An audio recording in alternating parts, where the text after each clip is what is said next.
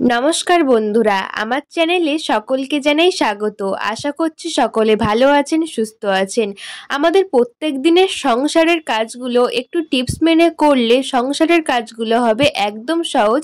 সেই রকম কিছু ইউজফুল কিচেন টিপস আমি আজকে শেয়ার করব আপনাদের সাথে। আশা করব আজকের প্রত্যেকটা টিপস আপনাদের কাজে আসবে। আজকের প্রথম টিপস, বন্ধুরা আমরা প্রত্যেকেই বটি ব্যবহার করি। বটির মধ্যে কেনই বা ক্লিপ দেব? ক্লিপ দিলে কি হবে? আমরা প্রত্যেকেই বটি ব্যবহার করি, তবে সবসময় সবজিপাতি কাটতে কাটতে দেখা যায় বটির ধারটা একদম চলে যায়, মরচে পড়ে যায়। তাই খুব সহজেই আমরা বাড়িতেই বটির ধারটা ফিরিয়ে আনতে পারবো। এখানে নিয়েছি ডবল টেপ আর নিয়েছি একটা জামা কাপড় মেলার ক্লিপ। এই ক্লিপের মধ্যে আমি ডবল টেপটাকে চিপকে দেব ভিতরে। দুটো সাইডে আমি দুদিকে ডবল টেপ দিলাম আর নিয়ে নেব সিরিজ কাগজ। আমাদের সবার কাছেই প্রায় সিরিজ কাগজ আছে, যে কোনো হার্ডওয়ার্কসের দোকানে গিয়ে সিরিজ কাগজ চাইলেই কিন্তু পাওয়া যাবে। সিরিজ কাগজটা আমি দুটো টুকরো করে কেটে নিচ্ছি, এই ক্লিপের মধ্যে আমি চিপকে দেব। দোকানে গিয়ে হাজার হাজার টাকা নষ্ট না করে আমরা ঘরে বসেই কিন্তু বটিটা ধার করে নিতে পারি। এরপরে ডবল টেপের উপরের কাগজটাকে তুলে ফেলে দিয়ে সিরিজ কাগজটাকে চিপকে দিলেই কিন্তু সুন্দর একটা ধার করার আমাদের অনেক সময় সবসময় ব্যবহার করতে করতে বটিটা দেখা যায় একদম মরচে পড়ে যায়, আমরা কিন্তু আর ব্যবহার করতে পারি না, ভোঁতা হয়ে যায়। তখন কিন্তু বাজারে গিয়ে প্রচুর টাকা খরচ করে একটা বটি কিনতে হয়, সুন্দর দেখে বটি কিনতে হয়। তাও মনের মতো হয় না, কারণ মনের মতো বটিটা কিন্তু একদম মরচে ধরে নষ্ট হয়ে গেছে, আবার শান দিতে হয়। তাই পয়সা নষ্ট না করে আমরা ঘরেই কিন্তু খুব সহজেই বটিটাকে ধার করে নিতে পারবো। এরপরে ক্লিপটা দিয়ে যদি এইভাবে করি, খুব সহজে ধার চলে আসবে, আমাদের হাত কাটারও কিন্তু চান্স থাকবে না। অন্য কিছু দিয়ে ধার করতে গেলে দেখা যাবে হাত কেটে যাচ্ছে, হাত কাটার চান্স থাকে। তবে এইভাবে করলে হাত কাটবে না, সহজেই কাজটা হয়ে যাবে। বটিটা কিন্তু একদম নতুনের মতো ধার চলে আসবে। দেখতেই পাচ্ছেন আমার কতটা মরচে উঠেছে। এরপরে জল দিয়ে ধুয়ে দেখিয়ে দিচ্ছি কতটা পরিমাণে ধার চলে এসছে। দেখুন কত সুন্দর ধার চলে এসছে বটিটার মধ্যে। একদম কিন্তু মরচে পড়ে গেছিল, সেই মরচে কিন্তু উঠে গেছে আর সুন্দর একটা ধার চলে এসছে। আমরা বটিটা দিয়ে কিন্তু মাছ, মাংস সমস্ত কিছু কাটতে পারবো। আশা করছি বন্ধুরা এই সমস্যায় পড়লে এই ছোট্ট টিপসটি অ্যাপ্লাই করে এই সমস্যা থেকে রেহাই পাবেন। চলুন পরবর্তী টিপস দেখে নিই। এখানে একটা পাত্র নিয়েছি, এর মধ্যে নিয়ে নিচ্ছি হাফ চামচ বেকিং সোডা। বেকিং সোডা আমাদের অনেক কাজেই ব্যবহার করা হয়, আজকে খুব সুন্দর একটি কাজে ব্যবহার করব। বেকিং সোডা হাফ চামচ নিয়েছি, এর মধ্যে দিয়ে দেব কোলগেট পেস্ট। কোলগেট পেস্ট আমাদের সবার বাড়িতেই থাকে, তবে সাদা কোলগেট নিলে খুব ভালো হয়। এখানে কিছুটা পরিমাণ কোলগেট পেস্ট দিয়ে দিচ্ছি। যতটা পরিমাণ আপনার লাগবে ততটাই কিন্তু এখানে ব্যবহার করবেন, এই মিশ্রণটা ততটাই কিন্তু তৈরি করবেন। কোলগেট পেস্ট, বেকিং সোডা দিয়েছি, এর মধ্যে দিয়ে দেব 1 চামচ ভিনিগার। সাদা ভিনিগার আমাদের সবার বাড়িতেই থাকে। এই ভিনিগার দেওয়ার সাথে সাথেই কিন্তু একটা রিয়াকশন তৈরি হবে, একটা পাওয়ারফুল রেমেডি তৈরি হবে। দেওয়ার সাথে সাথেই দেখতেই পাচ্ছেন একটা রিয়াকশন তৈরি হয়ে গেছে। এটাকে ভালো করে মিশানোর পরে অনেকটাই কিন্তু রিয়াকশন কমে যাবে। এটাকে আমি কোথায় কিভাবে ব্যবহার করব ওটাই দেখাবো। আমরা প্রত্যেকেই গ্যাসে রান্না করি, তবে দেখা যায় গ্যাস যখন শেষের দিকে তখন এইভাবে কালি পড়ে। আমার গ্যাসটা আর হয়তো 1 দিন কি 2 দিন আছে, সেই কারণে কত পরিমাণে কালি পড়েছে দেখতেই পাচ্ছেন। আমাদের পরিষ্কার বাসনকোসনে যদি এইভাবে কালি পড়ে তাহলে মনে হয় যে উনুনে রান্না করা হয়, কিন্তু না, গ্যাসের কালি এইভাবে পড়ে যখন গ্যাসটা একদম শেষের দিকে, প্রায় 1 দিন 2 দিন গ্যাসটা আমাদের শেষ হতে হয়, সেই সময় কিন্তু কালি পড়ে, দেখতে খারাপ লাগে। পরিষ্কার বাসনকোসনও কিন্তু কালো হয়ে যায়, ঘষাঘষি করে আবার তুলতে লাগে, অনেকটা সময় নষ্ট হয়। তাই এই যে মিশ্রণটা বানিয়েছি, এটা এই হাঁড়ির পিছনে দিয়ে একটা স্কচব্রাইট বা একটা স্ক্রাবারের সাহায্যে একটু ঘষে নিলেই কিন্তু এই কড়া যেদি কালির দাগ উঠে যাবে।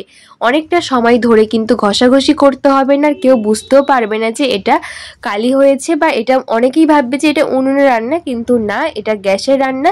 গ্যাসটা হয়তো আর 1 দিন চলবে, সেই রকম আমার কিন্তু হাঁড়ির মধ্যে কালি পড়ে গেছে। পিছনে যে একটা সুন্দর কালার সেটা কিন্তু চলে গেছে। গ্যাসে রান্না করি বলে হাঁড়িগুলো পরিষ্কার থাকে, তবে গ্যাস শেষের দিকে এই সমস্যাটা হয়। আমি একটু ঘষে নিয়েছি, এরপর ধুয়ে দেখিয়ে দিচ্ছি। দেখুন কতটা পরিমাণ পরিষ্কার হয়েছে, একদম কালি হয়ে গেছিলো যে জায়গাটা, সেই জায়গাটা পুরো কিন্তু পরিষ্কার হয়ে গেছে, আর আগের যে নতুনের কালারটা কিন্তু ফিরে এসছে। আরও হয়তো একবার দুবার চেপে মাজলে যে একটা দুটো কালি আছে সেটা কিন্তু পুরো উঠে পরিষ্কার হয়ে যাবে। আশা করছি বন্ধুরা আজকের এই টিপসটাও তোমাদের অনেক বেশি কাজে আসবে। কেমন লাগলে একটু কমেন্ট করে জানিও, ভালো লাগলে লাইক করে প্লিজ আমার পাশে থেকো। চলো এইভাবে কিন্তু তোমরা যে কোনো বাসনপত্র পরিষ্কার করতে পারবে এই একটা ছোট্ট রেমেডি বানিয়ে। চলো পরবর্তী টিপস দেখে নিই। শীত প্রায় শেষের দিকে, আমাদের সবার কাছে স্টোল চাদর অসম্ভব পরিমাণে এখানে ওখানে গড়াগড়ি খাচ্ছে, তাই একটা ছোট্ট আইডিয়া করাই যেতে পারে। এখানে আমি একটা স্টোল নিয়েছি আর নিয়ে নেব ব্ল্যাঙ্কেট। বেশি ভারী ব্ল্যাঙ্কেট না, হালকা ফুলকা বাচ্চাদের ব্ল্যাঙ্কেট এখানে ওখানে গড়াগড়ি খাই, কারণ ঠান্ডা তো শেষের দিকে, কোথায় তুলবো কিভাবে তুলবো বুঝতেই পারি না। আবার অনেক সময় দেখা যায় আমাদের যে শাল বা স্টোলটা কালারটা ফেড হয়ে গেছে, আমরা ভাবছি হয়তো পরের শীতে আর পরবো না, আমরা রেখে দেবো কোনো এক জায়গায়, ফেলে রাখবো, নতুন একটা কিনে নেব। তাই এই ছোট্ট আইডিয়া অবশ্যই অ্যাপ্লাই করো। এখানে আমি যে স্টোলটা নিয়েছি দুপাত্র করে বসিয়ে দিয়েছি পেতে দিয়ে, তার উপরে আমি যে বাচ্চাদের কম্বল নিয়েছি ওটা কিন্তু সরু করে গোল করে ভাঁজ করে নিয়ে এইভাবে রেখেছি, রেখে গোল করে রোল করে নিয়েছি। এরপরে দুদিকে দুটো কাপড় বেরিয়ে আছে, সেটাকে কুঁচি মতো ধরে গার্ডার দিয়ে দেবো, আর গার্ডার দেওয়ার পরেই কিন্তু সুন্দর একটা ফুলের মতো হয়ে যাবে, দেখতে ভীষণ সুন্দর লাগবে। আমরা যেখানে ইচ্ছে ব্যবহার করতে পারবো। বাড়িতে যদি ছোট বাচ্চা না থাকে, বাচ্চাদের কোনো বালিশ থাকে না, তাই হঠাৎ যদি বাড়িতে কোনো গেস্ট আসে, কোনো বাচ্চা আসলে তাদের কিন্তু মাথায় দিয়ে শোয়াতেও পারবে। দেখো এটা আমরা সোফায়ও রাখতে পারবো বা আমাদের বিছানায় রাখতে পারবো, বাড়িতে হঠাৎ কেউ আসলে তাদেরকেও দিতে পারবো, মাথায় দিয়ে শুতে পারবে।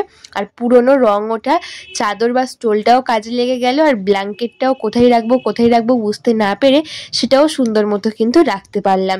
আমি এখানে সোফার মধ্যে রেখে দিচ্ছি, দেখতে সুন্দর লাগছে, পুরো একটা ছোট্ট কোলবালিশ হয়ে গেছে। আশা করছি বন্ধুরা আজকের এই আইডিয়াও তোমাদের অনেক বেশি কাজে আসবে। ভালো লাগলে অবশ্যই কমেন্ট করে জানিও, আর বন্ধুদের কাছে একটু শেয়ার করে দিও, যাতে সবার খুব উপকারে আসে আজকের আমার প্রত্যেকটা টিপস। চলো পরবর্তী টিপস দেখে নিই। প্রত্যেক দিন রান্নাবান্না করতে গেলে আমাদের মশলা করতে হয়, তবে দেখা যায় মশলাটা আমরা এইটুকু মশলা আমরা কিভাবে করব। মিক্সি অনেক সময় কারেন্ট থাকে না, মিক্সি চালাতে পারি না, অনেক সময় কিন্তু শিলনোড়াও থাকে না। আর আমরা হয়তো বাইরে ঘাটে কোথাও পড়াশোনা সূত্রে গেছি বা কোথাও কোয়ার্টারে গিয়ে আছি, তখন কিন্তু হাতের কাছে সমস্ত সরঞ্জাম নিয়েও যাই না, তখন আমরা কিভাবে মশলাটাকে গুঁড়ো করব। ছোট্ট একটি আইডিয়া। এখানে আমি ভাজা মশলা করব, তাই এই দুটোকে ভালো করে ভেজে নিয়েছি শুকনো খোলায়। এবার এটাকে গুঁড়ো করব কিভাবে ভাজা মশলা করার জন্য, এখানে একটা কৌটোর মধ্যে আমি দুটো শুকনো লঙ্কা জিরে ভেজে নিয়ে এর মধ্যে রেখে নিয়ে নেব রুটি করার ডলুনি, বা রুটি করার যে আমাদের বেলুনিটা হয় সেই বেলুনিটা দিয়ে এইভাবে একটু করলেই কিন্তু সুন্দর মতো গুঁড়ো হয়ে যাবে। দেখে অবাক হয়ে যাবে যে কত সুন্দর গুঁড়ো হয়ে যায়, কোনো রকম মিক্সি ছাড়া শিলনোড়া ছাড়াই কিন্তু এত সুন্দর আমাদের মশলাটা গুঁড়ো হয়ে যায়। আমি দুরকম মশলা করে দেখাবো, প্রথমে ভাজা মশলা করে দেখাচ্ছি, পরে কিন্তু আমি আবার ভালো মশলা করেও দেখাবো। দেখতেই পাচ্ছেন গুঁড়ো হয়ে গেছে, হয়তো খুব মিহি গুঁড়ো হয়নি, যেমন শিলনোড়াতে করি বা মিক্সিতে করি খুব মিহি গুঁড়ো হয়নি, তবে দেখতেই পাচ্ছেন অনেকটাই কিন্তু গুঁড়ো হয়েছে, কাজ চালানোর মতো। এখানে লঙ্কা দানাগুলো থেকে গেছে, খুব একটা গুঁড়ো হয়নি, তবে আমাদের যে কাজে লাগাবো সেই কাজটা কিন্তু চলে যাবে। কত সহজেই কিন্তু একটু বুদ্ধি খাটিয়েই আমরা নানা রকম সরঞ্জাম না নিয়ে গিয়েও একটা কৌটো আর একটা রুটি করার বেলুনি দিয়েই সুন্দর একটা মশলা করে নিলাম। আশা করছি বন্ধুরা আজকের এই টিপসটাও তোমাদের অনেক বেশি কাজে আসবে। এইভাবে মশলা করে আমরা স্টোর করে রাখতে পারবো, কারণ যেসব ভাই বোনেরা পড়ার সূত্রে বাইরে আছে বা যেসব কাকিমা বা দিদিরা মানে কাজের সূত্রে বাইরে আছে, তাদের কিন্তু খুব উপকারে আসবে। চলে এলাম পরবর্তী। তো পরে আমরা যখন কোনো রান্নাতে মশলা ব্যবহার করব, পেঁয়াজ রসুন আদা টমেটো লঙ্কা এগুলোকে আমরা কিভাবে পেস্ট করব, যদি সিল বাটা না থাকে বা মিক্সি নেই, হয়তো কারেন্ট চলে গেছে মিক্সি চালাতে পারছি না, অনেক মা ঠাকুমারা আছে নিচু হয়ে বসে শিলনোড়াতে পেস্তে পারছে না, তখন কিন্তু অনেকটাই সমস্যায় পড়তে হয়। আর অল্প তরকারি শিলনোড়াতেও বাটতে ইচ্ছা হয় না, বা আমাদের মিক্সিটা পাততে ইচ্ছা হয় না, কারণ অল্প মশলা, সেই জন্য এই ছোট্ট টিপস। এখানে কৌটোর মধ্যে আমি মশলা দিয়ে নিয়েছি, তারপরে এই যে রুটি করার বেলুনি দিয়ে একটু এভাবে থেঁতিয়ে নিলেই কিন্তু সুন্দর একটা মশলা তৈরি হয়ে যাবে। দেখতেই পাচ্ছেন আমি রুটি করার বেলুনি দিয়েই কিন্তু একটু থেঁতিয়ে নিচ্ছি, সুন্দর মশলা হয়ে যাচ্ছে। এইভাবে কিন্তু আদা রসুন পেস্ট করতে পারেন, বা পেঁয়াজ টমেটো লঙ্কা, অনেক সময় লঙ্কা পেস্ট করতে গেলে আঙুল জ্বালা করে, হাত জ্বালা করে, তখন কিন্তু এইভাবে করবেন। হয়তো খুব মিহি পেস্ট হবে না, তবে কাজটা কিন্তু হয়ে যাবে। যে একটুখানি রান্না করব সেই রান্নাটুকু কিন্তু হয়ে যাবে, কোনো রকম নিচু হয়ে বসতেও হবে না, মিক্সি পাততে হবে না, ধুতে হবে না, একটা কৌটো আর রুটি করার বেলুনি দিলেই কিন্তু এই কাজটা হয়ে যাবে। আশা করছি আমার প্রত্যেকটা দিদি মা ঠাকুমাদের এই টিপসটি অনেক বেশি কাজে আসবে। চলো পরবর্তী টিপস দেখে নিই। এই টিপসটি কেমন লাগলো কমেন্ট করে জানিও। বন্ধুরা, আমরা প্রত্যেকেই টিপ পড়ি। অনেক সময় অনেক মা ঠাকুমারা আছে, তারা অসম্ভব পরিমাণে টিপ পড়ে। এখনকার আমরা তেমন পড়ি না, তবে তারা কিন্তু টিপ ছাড়া চলতে পারে না। সবসময় কপালে একটা টিপ দিয়ে রাখে। সবসময় টিপ পরলে দেখা যায় জায়গাটা পুরো সাদা হয়ে যায়। সাদা হয়ে গেলে কিন্তু একদম খারাপ লাগে দেখতে।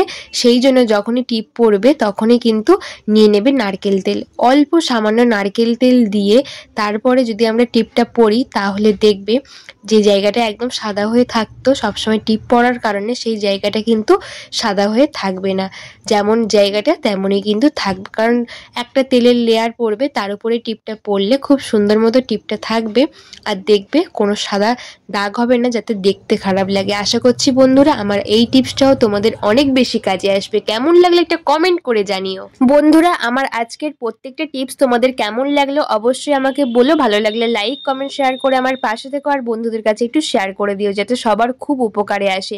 আমার চ্যানেলে তোমরা নতুন বন্ধু হলে একটা সাবস্ক্রাইব করে পাশে থাকা বেল আইকনটা প্রেস করে দিও, যাতে নতুন নতুন ভিডিও দিলে সমস্ত ভিডিও নোটিফিকেশন সবার আগে তোমাদের কাছে পৌঁছয়।